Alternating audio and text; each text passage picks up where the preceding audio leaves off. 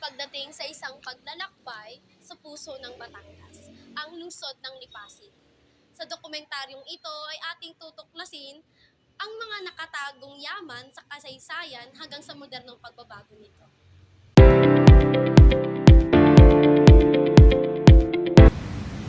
Ngayon, ating tuklasin ang nakatagong yaman nito mula sa makasaysayang kaganapan, mga kilalang tao o opisyal ng gobyerno, ang mga tanyag na lugar na dinarayo ng mga turismo at ang mga produktong kilala dito sa lungsod ng Lipa. Tara, samahan mo kami sa masayang paglalakbay ngayon.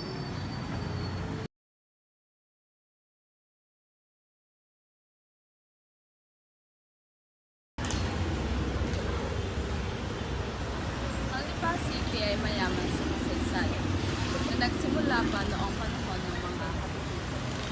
Bago pa man dumating ang mga Espanyol, ang lugar kung saan matatagpuan ang Lipa na ngayon ay tinitirhan ng mga Katipuno Pilipino na pinaniniwala ang mag-anak ng mga ito.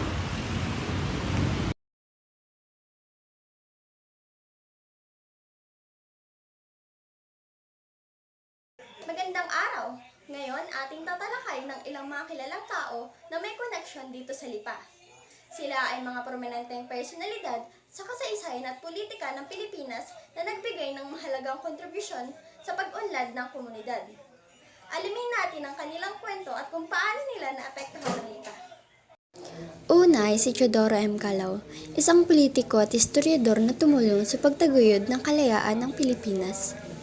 Pangalawa ay si Jose P. Laurel, isang dating pangulo, ay may malaking impluensya sa politika ng bansa at ang kanyang mga desisyon ay nakapekto sa Lipa.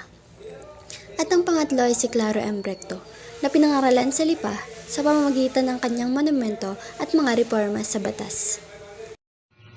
Ang Lipa City ay tahanan ng mga kilalang opisyal na may mahalagang papel sa pamamahala at pagunlad ng lungsod. Sa kasalukuyan, pinamumunuan ito ni Mayor Eric B. Africa na naglungsad ng iba't ibang programa na nakatuon sa pagpapanatili ng kapaligiran at pagpapabuti ng serbisyo publiko. Kasama niya si Vice Mayor Camille Angeline M. Lopez, ang kauna-unahang babae sa posisyong ito, at isang magkakaibang grupo ng mga konsehal mula sa sangguniang panglungsod na nagtutulungan upang matugunan ng mga pangailangan at hangarin ng mga Lipenyo habang pinapalakas ang paglago ng mayamang kultura at masiglang ekonomiya ng lungsod.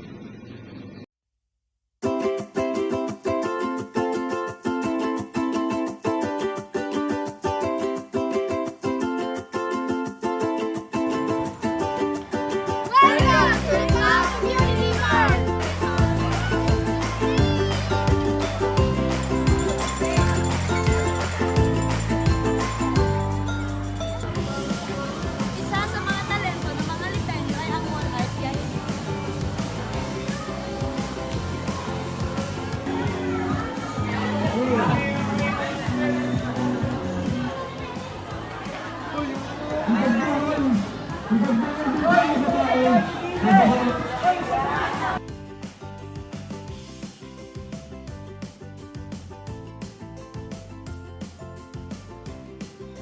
Ang Big Ben Complex ng Lipa City ay isang landmark na may malaking orasan, kilala rin bilang Big Ben ng Lipa, na matatagpuan sa tapat ng Robinson Lipa. Ito ay may mataas na tower na may orasan na nagpapakita ng progreso at modernasyon ng lungsod. Bukod sa orasan, marami ring tanyag na pagkain, cafe, at ibang negosyo sa paligid na dinarayo ng mga turista.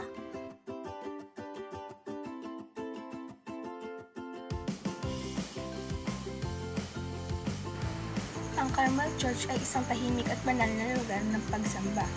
Kilala ito sa debosyon sa mahal ng ina ng Carmel at madalas dinarayo ng mga mananampalataya.